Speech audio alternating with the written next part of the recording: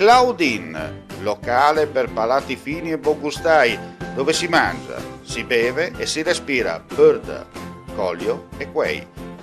Sono Claudia Zano e vi aspetto con le mie specialità. Cosa aspettate? Claudine, Food, Wine, Music e sei in pole position.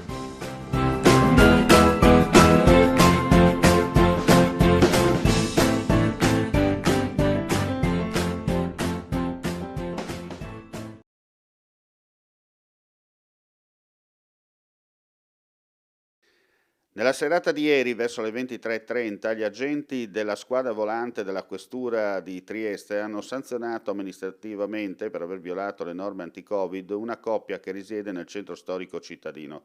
L'uomo si era sentito male a causa dell'assunzione eccessiva di bevande alcoliche e la donna aveva richiesto l'intervento dei sanitari del 118 attraverso il proprio cellulare. Sul posto anche la volante che li ha identificati e sanzionati. Il triestino, 50 anni, ha ingiuriato più volte sia verso i sanitari che verso gli agenti ed è stato sanzionato per ubriachezza. Poco dopo le 2 sono state fermate anche 2 cittadine colombiane all'altezza di via Carducci, sempre da una volante in servizio.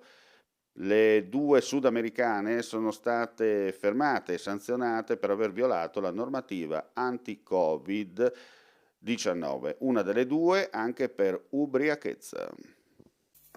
Vuoi assaggiare una birra dove al suo interno scopri la specialità tipica friulana? Lumi Beer, il prodotto ricavato in 20 ettari di terreno coltivato a orzo distico, biodiversità, performance ambientale. Lumi Beer nelle sue 5 versioni disponibili, 4 per consumo veloce e dissetante e la versione Magnum per intenditori.